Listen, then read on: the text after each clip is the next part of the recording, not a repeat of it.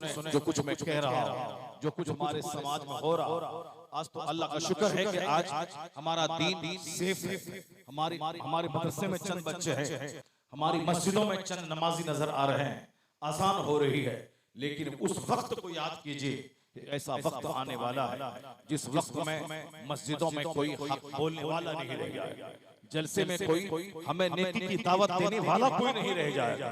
वो शख्स चापलूसी करने वाला मिलेगा, यानी हम चाहे शराब पिए, हम चाहे ताश खेलें, कोई बोलने वाला नहीं रहेगा कि ताश खेलना हराम, शराब पीना हराम, जुआ खेलना हराम, सूद खाना हराम है, ज़िना करना हराम है, नाप तौल में कमी करना हराम है, कोई बोलने वाला नहीं रहेगा। आलिम दीन का मकाम इसलिए बुलंद है कि आलिम का काम ही है हमें सही रास्ता दिखलाना, आलिम का काम है हमें जन्नत का रास्ता दिखलाना, आलिम का काम ही है हमें बुराई से बचाना, आलिम का काम ही है हमें नेकी का रास्ता दिखलाना। आलिम जुमा के दिन खिताब करके हमें जन्नत का रास्ता बताता, आलिम हमें खुतबे निकाह में अल्लाह से डरने का पैगाम देता, आलिम हमें ईदैन के खिताब में जन्नत जाने का रास्ता दिखलाता। आलिम ही है जो जुमा का खिताब, ईदैन का खिताब कर, निकाह का खुतबा देकर, महफिल मिलाद में खिताब कर, जलसो जुलूस में खिताब कर, उर्स में खिताब कर, 12वीं का जुलूस निकाल कर हमें दीन सिखाता है। सारी दुनिया को दुनिया की फिक्र है, एक मौलवी है जिसे अमर बिल मारूफ की फिक्र है, इसे चंद लोगों को जन्नत का रास्ता दिखाने की फिक्र है। ये आज की तारीख में, आज आप तन्हाई में बैठ के गौर करेंगे तो पता चलेगा, आज जहां गैर मुस्लिमों में आज भी गाने बजाने का माहौल ज्यादा है, चूंकि आदमी चाहता है कि रिलैक्स हो, गाना बजाना सुनकर, साहब वो दफ बजाकर, पियानो बजाकर, यानी गाना सुनकर अपने गम को हल्का करने की कोशिश करें। आल्हा रुदल की कहानी पहले होती थी मुसलमानों के गांव, मुसलमानों की बस्तियों में पहले अकबर और बिरबल की कहानी की महफिल होती थी। आदमी के दिमाग में किस्सा कहानी सुनने की जो आदत है, ये नेचुरली, यानी किस्सा कहानी को ये पसंद करता है बंदा। तो पहले लोग आल्हा रुदल की कहानी सुनते थे, पहले अकबर बिरबल की कहानी सुनते थे, लेकिन आज अल्हम्दुलिल्लाह बिहार हो या बिहार से बाहर, वो आल्हा रुदल की कहानी की महफिल खत्म हो गई। आज राजा रानी की कहानी की महफिल खत्म हो गई। आज कहां गांव में घुस जाए, महफिल मिलाद है, हुजूर की सीरत का चर्चा है, सलात व सलाम है, दियारे हरीम कॉन्फ्रेंस है। आज ये तीजा की महफिल, 40वां की महफिल, बरसी की महफिल, उर्स की महफिल, हर जगह पे आलिमों का खिताब हो रहा है, हदीस सुनाई जा रही है, कुरान पाक की आयतें सुनाई जा रही है। आज जलसे जुलूस बढ़ गए, आल्हा रुदल की कहानी की महफिल खत्म हो गई। किसकी मेहनतों ने एक गंदी महफिल को उजाड़ दिया, किन की मेहनतों ने राजा रानी की कहानी वाली बातें खत्म कर दी। तन्हाई में बैठकर गौर करेंगे तो आवाज आएगी, ये आलिमों की जमात ही है जिसने हमें 40वां बरसी हर मौके से दीन सिखाकर खालिस गैर मजहबी महफिलों को मिटाकर मुस्तफा की मिलाद की महफिलें इन्होंने हमें अता कर दी। आज जो कॉन्फ्रेंस हो रही है, आज जो जलसे हो रहे हैं, इन उलमा किराम की मेहनतों का नतीजा है कि इन लोगों ने हमें दीन सिखाने के लिए महफिल मिलाद दे दिया, इन लोगों ने हमें तीजा 40वां महफिल दे दी, इन लोगों ने हमें दस्तारबंदी के जलसे दे दिए, इन लोगों ने हमें उर्स की महफिल दे दी। मैं नहीं कहता कि तौहीद मिल्लत कोई कुतुब का नाम है, कोई अब्दाल का नाम है। मुमकिन है कि इस गांव में जो लोग पैदा हुए उसके दिमाग में ये बात पैदा होगी। ये तौहीद साहब तो हमारे सामने थे, हमारे समाज में रहते थे, कोई बड़ी अजूबा बात तो मैंने नहीं देखा। मौलाना थे, मदरसे में पढ़ाते थे, नौकरी करते थे, सारी जिंदगी नौकरी किया, पैसा कमाया और फिर मर के दुनिया से चले गए। अब अगर कोई मौलाना यहाँ आके बोलेगा स्टेज पर, वो कुतुब था, वो अब्दाल था, वो अपने जमाने का गौस था, तो दूसरे लोग जो उनको नहीं देखे हैं वो तो बोलेंगे कि हाँ हाँ ठीक बोल रहा है। लेकिन जिनके सामने वो पैदा हो, जिनके सामने वो चले, जिनके सामने वो रहे, जिनके सामने उन्होंने एक लंबी जिंदगी गुजारी, वो नहीं मान पाए, वो नहीं मानेंगे। ये आदमी हवा में उड़ता था, ये आदमी अपना मुसल्ला नदी पे बिछाता था, ये आदमी रात में गांव पे उड़ता था, नहीं मानेंगे वो बोलेंगे नहीं नहीं, मैंने उनकी सुबह शाम को देखा है, मैंने उनके रोजो शब को देखा है। तो मौलाना अशरफ साहब ने आपको ये नहीं बताना चाहा, उर्स करके ये नहीं बताना चाहता कि मेरा बाप कुतुब था, मेरा बाप अब्दाल था, मेरा बाप गौस था, मेरा बाप हवा में परवाज करता था, मेरा बाप मुसल्ला नदी की सतह पे बिछा करके नमाज पढ़ता था। नहीं नहीं, ये आलिम है, इन्होंने ऐसा कभी नहीं सोचा। ये सिर्फ इसलिए इस तरह आपका बाप मर जाता है, आप बरसी कराते हैं, जब साल हो गए उस दिन में आप महफिल मिलाद करवा के, खिताब करवा के अपने बाप की रूह के इसाले सवाब का एहतराम करते हैं। तो आम आदमी मर जाए तो आप उसे बरसी का नाम देते हैं, लेकिन कोई आलिम बाअमल दुनिया से चला जाए तो उसी बरसी को उर्स का नाम दिया जाता है कि उनका उर्स हो रहा, उनका उर्स हो रहा। क्यों? इसी बहाने रूहानी खुराक मिल जाए, इसी बहाने चंद उलमा का खिताब मिल जाए, इसी बहाने एक जन्नती पाकीज़ा महफिल सज जाए, इसी बहाने लोग आलिमों के मज़ार पे आना जाना शुरू कर दें। तो आम आलिमों के मज़ार पे जाने के बाद वहां जाके कोई ये नहीं बोलेगा मुझको बेटा दे दीजिए, मुझको बेटी दे दीजिए, मुझको माल में बरकत दे दीजिए। नहीं नहीं, कोई मुसलमान जब वहां जाएगा यही दुआ करेगा, ए अल्लाह इसके सीने में जो इल्म था उस इल्म का वास्ता है, मेरे सीने में भी इल्म की रोशनी अता कर दे। जो इन्होंने नमाज रोजे की पाबंदी की है उसकी पाबंदी सौमो सलात का वास्ता है, माबूद मुझे भी नमाजी बना दे, मुझे भी नेक बना दे। तो जिस तरह डकैतों की कब्र पे जाने के बाद आदमी डकैती करने का अहद करेगा, नेताओं की कब्र पे जाने के बाद नेतागिरी का अहद व पैमान बांधता है, उसी तरह आलिमों के मज़ार पे जाने के बाद कुछ मिले ना मिले इल्म में दोस्ती पैदा हो जाती है और इल्म बातों की अहमियत में पैदा हो जाती है।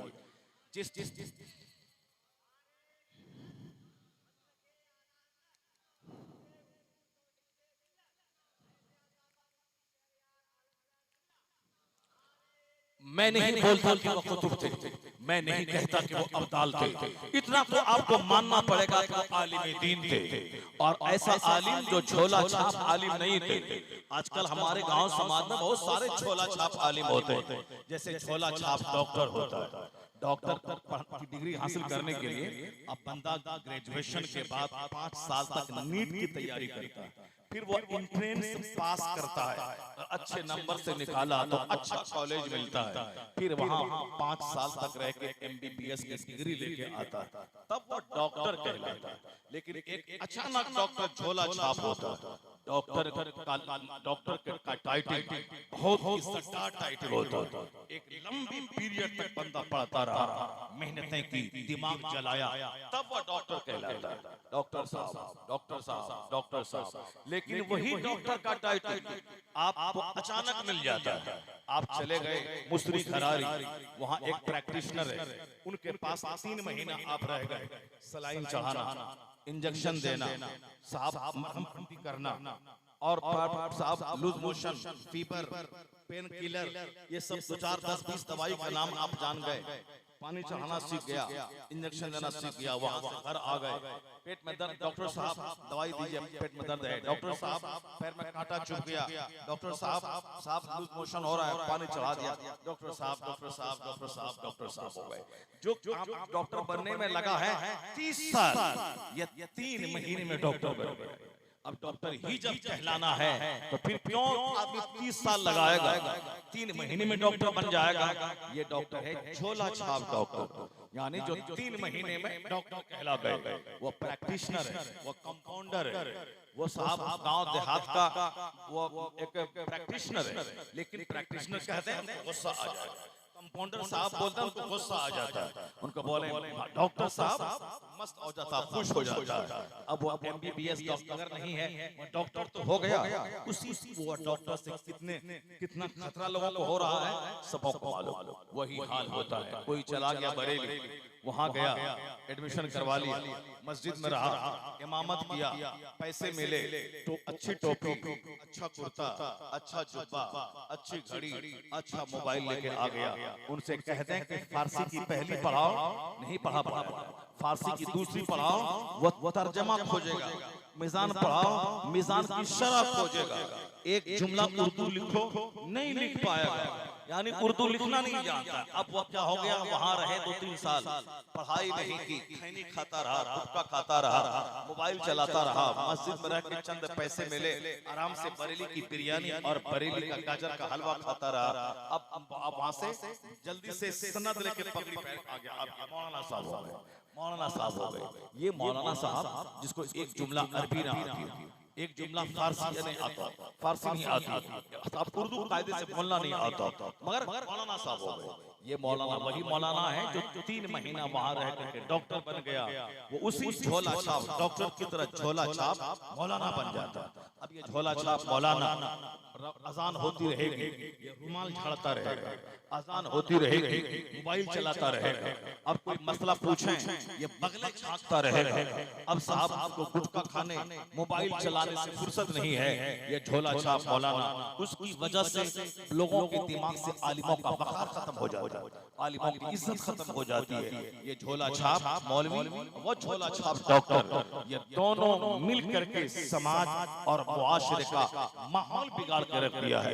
इसलिए नीम हकीम साहब, नीम मुल्ला खतरे ईमान, नीम हकीम खतरे जान, यानी ये वह हदीस में आया है कि मन तबब, यानी जिसने बगैर इल्म के तबाबत की, जिसने बगैर इल्म के दूसरों का इलाज करवाया, अगर वो शख्स मर गया तो उसका कातिल वो ठहरेगा, उसको उसके बदले में तमाम देना पड़ेगा। जो बगैर इल्म के इलाज करवाया किया और सामने वाला बंदा मर गया तो वो कातिल ये डॉक्टर ठहरेगा जिसने उसका इलाज गलत ढंग से करके उसको मार डाला। अब इसलिए बहुत सारे ऐसे लोग समाज में होते हैं, ये मौलवी हैं जिन्होंने कायदे से पढ़ा नहीं, कायदे से पढ़ने के बाद भी पढ़ा नहीं, मगर जो आलिम है उसकी इज्जत आप मुलाहिजा कीजिए। मौलाना तौहीद साहब एक आलिम थे, ये तो आप मानते हैं, यानी झोला छाप 1 लाख एक तरफ और एक पल्ले में मौलाना तौहीद साहब को रख रहे तो इनका इल्मी वक़ार एक तरफ, जिन्होंने बड़ी बड़ी किताबें पढ़ाई हो और हिंदुस्तान के बड़े मदरसे के जिम्मेदार मुदर्रिस रहे हो, यानी जिनका इल्मी कद इतना ऊंचा था, ये तो मानेंगे। हाँ, वो हवाओं में नहीं उड़ते थे, वो समंदर में मुसल्ला बिछा के नमाज नहीं पढ़ते थे, वो रात रात भर तहज्जुद नहीं पढ़ते थे, वो हर 5 दिन में खत्म कुरान नहीं करते थे, लेकिन वो आलिम तो थे, नमाजों की पाबंदी तो थी। कोई ये बता दे कि जब भी मैं गया नमाज पढ़ता हुआ नहीं देखा, इन्होंने ज़ोहर छोड़ दी, इन्होंने असर छोड़ दिया, इन्होंने मगरिब छोड़ दी, ये नमाज के पाबंद नहीं थे। उनका शागिर्द बता दे ये नमाज के पाबंद नहीं थे, आलिम थे। आलिम होना इतना बड़ा कमाल है कि कुरान से पूछें, कुरान कहता है इन्नमा यख्शल्लाह मिन इबादिहिल उलमा, अल्लाह से डरने वाले वही लोग होते हैं जो उलमा कहलाते हैं। यानी आलिमों का तबका यह हकीकत में अल्लाह से डरने वाला तबका होता है, क्योंकि जो जितना ज्यादा इल्म रखता है, जितना ज्यादा मारिफत रखता है, उतना ही ज्यादा वो अल्लाह से डरता है। एक आलिम किताब पढ़ाता है रात में 1 घंटा, अब बाकी वो सो जाए, नहीं पढ़े तहज्जुद की नमाज, इशा की नमाज पढ़ के वो सो जाए और फजर की नमाज पढ़े। वो हदीस में आया है कि जो इशा की नमाज जमात से पढ़ता है और जो फजर की नमाज जमात से पढ़ ले, ऐसा है उन्हें पूरी रात जाग कर नफल नमाज पढ़ने का सवाब उसको मिल जाएगा। आया है हदीस में, जिस मन सल्लल इशा की जमाअत, जिसने इशा की नमाज जमात के साथ पढ़ी, वो ऐसा है जैसे उन्होंने निस्फ रात क़याम किया, जिन्होंने आधी रात क़याम किया, और जिसने फजर की नमाज जमात से पढ़ी ऐसा है जैसे पूरी रात उसने क़याम किया। और रात में थोड़ी देर बच्चों को दीन सिखा देना, चाहे महफिल में दीन सिखाएं, चाहे अपने मदरसे के हुजरे में बच्चों को दीन सिखाएं, चाहे अपने घर में अपनी बीवी अपने बच्चों को लेकर बैठकर बहार शरीयत का एक चैप्टर पढ़े। हदीस में आया है तदारुसुल इल्म सअतम मिनल लैल खैरुम मिन इहयाइहा, यानी रात में थोड़ी देर सीखना सिखा देना ये पूरी रात जागकर नफल इबादत करने से बेहतर है। यानी एक आदमी रात भर जागा 1000 रकात नमाज से नफल पढ़ा, और एक आदमी आधा घंटा सिर्फ दीन सीख लिया किताब पढ़कर या दूसरों को सिखा दिया, या नेकी रात भर की शब बेदारी से बेहतर है। और हदीस में आया, ये आलिम करते क्या है, फजर की नमाज पढ़े, नमाज पढ़ने के बाद बच्चों को लेके बैठ गए, बच्चों को पढ़ाने लगे। अब सुनिए हदीस में आया है, जिसने फजर की नमाज पढ़ी उसके बाद सुम्मा क़रअ बाबम मिनल इल्म, आज 80 बरस उम्र हो गई, नमाज के अंदर पांव की 10 उंगली का पेट जमीन से कैसे लगना चाहिए ये सलीका नहीं आया। 80 साल की उम्र हो गई, सूरे फातिहा कैसे पढ़नी चाहिए ये सलीका नहीं आया। 80 साल की उम्र हो गई, हाथ नाक के नीचे बांधना है और उसको जोर से पकड़ लेना है, दोनों उंगली से, तीनों उंगली यहाँ रहे, ये सलीका नहीं आया। 80 साल से नमाज पढ़ रहा और हाथ बांधता है ऐसे, जैसे एक हाथ पीछे और एक हाथ ऐसे है, जैसे, और खड़ा रहता है एक पांव पे जोर देकर और नियत मानता है ऐसे, अल्लाह अकबर। 80 साल से नमाज पढ़ रहा, ये भी पता नहीं है कि नियत मानते वक्त, तकबीर तहरीमा के वक्त में हथेली का रुख काबा की तरफ होना चाहिए, यानी इस तरह हथेली का रुख रहे, मालूम नहीं है, कान की उंगली जाए मालूम नहीं है, और नाक के नीचे हाथ बांधे, दोनों उंगली से उसको पकड़ ले, तीनों उंगली यहाँ पे रहे, मालूम नहीं, चूंकि समझ लगे अल्लाह कबूल कर लेगा, जैसे पढ़े हम अल्लाह कबूल कर लेगा। मगर एक आलिम की नमाज को गौर से देख ले, अगर वो आलिम है और जिस तरह से नमाज पढ़ना चाहिए, पढ़ने का हक है, अगर उस तरह से वो नमाज पढ़ता है तो उन जुनून रात भर तहज्जुद पढ़ता रहे, वो उसी तरह नमाज उसकी बर्बाद हो जाएगी। जो जिस तरह से नमाज को उन्होंने कायदे से नहीं पढ़ा, तो आया है किताब में कि जो नमाज में ठीक से क़िरात नहीं करे, रुकू सजदा ठीक से नहीं करे, वज़ू ठीक से नहीं करे, गुस्ल ठीक से नहीं करे, नमाज में तवज्जो नहीं बनी रहे, तो नमाज बददुआ करती, या अल्लाह जिस तरह इसने मुझको बर्बाद किया है तू इसे बर्बाद कर दे। और जिसने नमाज कायदे से अदा की, गुस्ल ठीक से किया, वज़ू कायदे से किया, और नमाज में सारे अरकान को कायदे से अदा किया, तो नमाज कहती है इलाही जिस तरह इसने मुझको आबाद किया है तू भी इसे आबाद फरमा। तो वह नमाज आदमी के चेहरे पर नूर लाती है, वह नमाज तमानियत क़ल्बी देती है, वह नमाज बंदे की जिंदगी में सुकून देती है, वह नमाज आदमी को स्ट्रॉन्ग करते रूहानियत की दुनिया का उसको साझेदार बना देती है। उसकी बातों में इतना वज़न हो कि वो आदमी सिर्फ सूरह के किसी पे तम कर दे, जादू के असरात खत्म हो जाते हैं। यानी नमाज कायदे से पढ़ना बहुत बड़ी इबादत है, ये काम सिर्फ आलिम कर सकता है, और आलिम की सोहबत में जो रहता है वही कर सकता है, उससे हट के नहीं कर पाएगा कोई। क्योंकि आलिम की नजर सूरे फातिहा के ज़ाहिरी हुरूफ पर भी होती है, और उसके बैन सुतूर जो उसके अंडरलाइंस की मीनिंग होती है उस पर भी उसकी नजर होती है। वो अल्हम्दुलिल्लाह रब्बिल आलमीन को ज़बान से पढ़ता है और उसके मानी पे उसकी नजर रहती है, सुभान रब्बियल आला ज़बान से कहता है, उसके मीनिंग पे उसकी नजर रहती है। वो नमाज में दाखिल होता ऐसा दुनिया माफिया से बेनियाज हो जाता है। तो आलिम होना इतना बड़ा शरफ, इतनी बड़ी फजीलत का हामिल है कि नहीं वो आसमान में उड़े, नहीं वो समुंदर पे मुसल्ला बिछाए, नहीं वो मिट्टी को छू के सोना बना दे, अगर इल्म सीने में है, नमाज रोजे की पाबंदी वो कर रहा है और गुनाहों से, बड़े बड़े गुनाहों से बच रहा है, तो जो फजीलत उनको हासिल है, रसूल की ज़बानी सुनिए कि सरकार फरमाते हैं कि जो आलिम रास्ते से गुजरता है, दरख्त के पत्ते उसके लिए दुआए मग़फ़िरत करते हैं, हत्ता नम फिजूरिया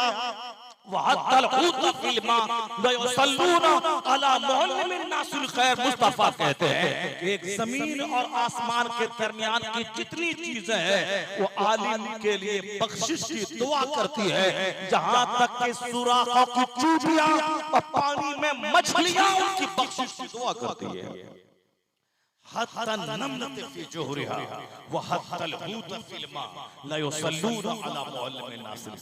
इस फजीलत से आप इनकार करेंगे क्योंकि बच्चों को दीन सिखाना 100 बीघा जमीन देने से बेहतर है ये काम। 100 बीघा जमीन भी मुझको मिल जाए, रिजल्ट दुनिया छोड़ के जाना है।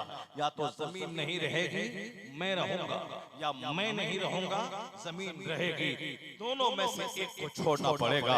यानी मैं मरा जमीन छोड़ गई, या फिर मेरी जिंदगी में सारी जमीनें बिक गई, मैं गरीब हो गया। मगर वो इल्म व दौलत है जो इस दुनिया से लेके उस दुनिया तक काम आती है। और मैंने पढ़ा है किताब में कि जन्नत में कोई किसी का मोहताज नहीं रहेगा। वहाँ उम्र होगी 30 साल की, बूढ़ा होने का कोई अंदेशा नहीं, गरीब होने का कोई डर जन्नत में नहीं, बीमार होने का कोई सदमा जन्नत में नहीं है। इसलिए हकीकी लुत्फ तो जन्नत की में है। दुनिया में आज सेहतमंद है मगर बीमारी का डर लगा रहता है। आज नौकरी है कल नौकरी छूटने का डर लगा रहता है। आज मालदार है गरीबी का डर सताता है। आज मैं जिंदा हूँ कल मौत की फिक्र मुझको रहती है। आज मैं जवान हूँ बुढ़ापे की फिक्र रहती है। तो जहाँ टेंशन हो सच्चा सुकून कभी नहीं होगा। इसलिए दुनिया में सच्चा सुकून किसी के पास नहीं है। क्योंकि यहाँ जवान है तो बुढ़ापे का डर है कि बूढ़ा हुआ तो पेशाब पाखाना करना पड़ेगा बिस्तर पे। अगर 90 साल 95 साल का हो गया, इसलिए कमर तोड़ बुढ़ापे से बचने की दुआ करनी चाहिए। और जल्दी से बंदा मर जाए, जल्द मौत जिसको आ गई, बंदा मर गया कर गया। मौत मोमिन के लिए तोहफा है। जिस मौत को मैं बोझ समझता हूँ, ये मौत मोमिन के लिए तोहफा है। जो मर गया बेशुमार फितनों से बच के दुनिया से चला गया।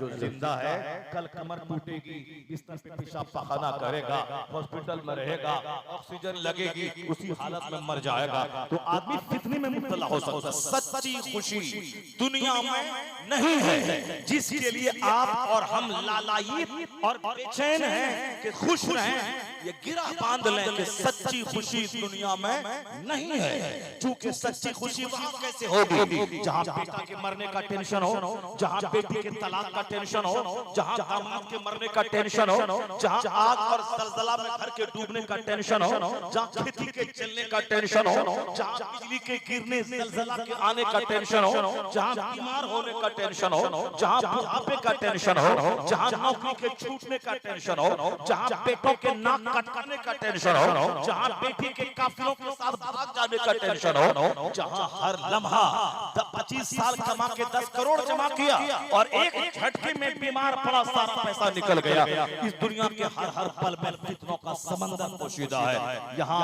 सच्ची खुशी वहाँ है जहाँ ना गरीबी का डर हो, जहाँ ना बीमारी का अंदेशा हो, जहाँ ना इज्जत के डूबने का अंदेशा हो, जहाँ ना बूढ़ा होने का चांस हो, जहाँ आदमी की बदसूरती का कोई एहसास ना हो। दुनिया में 1 अरब मेरे पास रुपया है, मगर मेरी बेटी काली, मेरी बीवी काली कलोटी है, तो मैं फंक्शन में पार्टी में रास्ता चलते हुए अपनी बीवी को छुप छुप घर में रखता हूँ। कहीं लोग जान न जाए कि मेरी मैडम काली कलोटी भूतनी है, उसको मैं छुपाना चाहता हूँ। दूसरों की पार्टी फंक्शन में उसके बाल बच्चों को खूबसूरत देखा, एक मलाल दिल में होता है। मैं उसके ज्यादा मालदार हूँ मगर मेरे बाल बच्चे उतने खूबसूरत नहीं है, उसको थोड़ी सी शर्मिंदगी का एहसास होता है। यानी मलाल है कि मैं अरबपति हूँ, एक जुमला लिख नहीं पाता हूँ, अंग्रेजी बोल नहीं पाता हूँ। वो कहता काश दौलत नहीं होती मगर दोस्तों के बीच बैठने के लिए हमारे पास इल्म होता तो हमें इज्जत मिलती। पैसा है इल्म नहीं है, एक अलग सदमा है। इल्म है पैसा नहीं है, अलग सदमा है, अलग सदमा है। दुनिया में सच्ची खुशी नहीं है।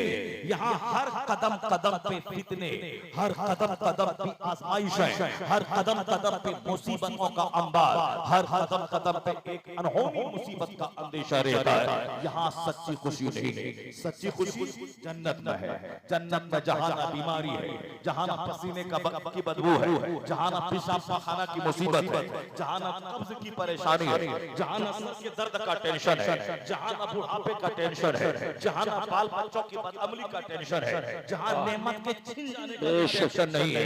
यानी हकीकी खुशी जन्नत में मिलेगी। अल्लाह ने वहीं रखा है। वह नादान है जो दुनिया में हकीकी खुशी तलाश करने के मारे मारे मारे फिर रहा है तलाश के लिए। ये रास्ता बुजुर्गों ने बताया है कि उसी सच्ची खुशी की तलाश में रहा जन्नत मिल जाए। सच्ची खुशी वहाँ है और उसी की छोटी सी झलक सच्ची खुशी की इस दुनिया में वहाँ है जो उसी जन्नत की तलाश में जीता है, जन्नती जिंदगी गुजारता है, नेक अमल करता है, उसी जन्नत की हकीकी खुशी की थोड़ी खुशबू यहाँ मिल जाती है और जब मरता है तो हकीकी जन्नत वहाँ मिल जाती है। इससे हट के सच्ची खुशी दुनिया में कहीं नहीं है, चाहे 50 लाख महीना कमा ले, नहीं है सच्ची खुशी। दुनिया में रोना पड़ेगा, दुनिया में आंसू बहाना पड़ेगा, दुनिया में तरह तरह के गमों से जूझना पड़ेगा। सच्ची खुशी जन्नत में है और जो आदमी उसी जन्नत के फॉर्मूले को ले लिया, ये समझ जाए कि वह कामयाब और बामुराद हो गया। अब उस जन्नत में जहाँ कोई टेंशन नहीं, लेकिन वहाँ भी आलिमों की मोहताजी रहती है। अल्लाह रब्बुल इज्जत सारी नेमतें देने के बाद ये कहेगा, मेरे बंदे मैंने तुझको जन्नत दी, हूरें दी, सोने चांदी का मकान दिया, मैंने तुझको 30 साल की जवानी दी, अब बूढ़ा नहीं होगा, बीमार नहीं पड़ेगा, पेशाब खाना की मुसीबत नहीं होगी, नेमत नहीं छीनी जाएगी। अब ये बताओ क्या चाहिए? सारी नेमतें मिल गई, दूध की नहर है, शहद की नहर है, शराब तहूर की नहर है, सोने चांदी का मकान है, हद निगाह का एक जन्नती का अपना घर है, सारी चीजें मिल गई। 70 बीवियां, हसीन तरीन बीवियां, 70 कपड़े पहनने के बावजूद इस कदर अंदर का खून छलके जैसे कोई सफेद बोतल में लाल रंग की शराब रख दी गई हो। हुस्न जमाल की मुजस्समा, वो सब हजारों नौकर गुलाम मोती की तरह चमकते हुए गिलमान, हजारों की तादाद में आगे पीछे, जिसका तस्वुर कोई बंदा दुनिया में नहीं कर सकता है, वो सारी चीजें मिल गई। अब और क्या चाहिए?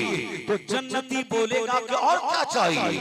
अल्लाह ने तो सारी नेमतें दे दी, लेकिन क्या चाहिए? आपस में मशवरा करेंगे कि दुनिया में तो नमाज, रोज़े, हज, ज़कात का सारा तरीका आलिमों से सीखा। अब यहाँ बात आ गई है कि रब ने कहा है और क्या चाहिए? तो मैं क्या चाहूं? चलो आलिमों से पूछते हैं कि रब ने कहा है और क्या चाहिए? तो क्या चाहिए? तो कहा मुहम्मद कराम ने कि जन्नत में कोई किसी का मोहताज ना होगा। मोहताजी में एक तरह की मायूसी होती है, मैं उसका मोहताज हूँ। जन्नत में कोई किसी का मोहताज नहीं होगा, मगर वहाँ भी आलिमों का मोहताज होना पड़ेगा। कि आलिमों से पूछा जाएगा कि रब ने ये सवाल किया है, आप बता दें कि हमको अब क्या चाहिए। सुभान अल्लाह, नारे तकबीर, पानी है, नारे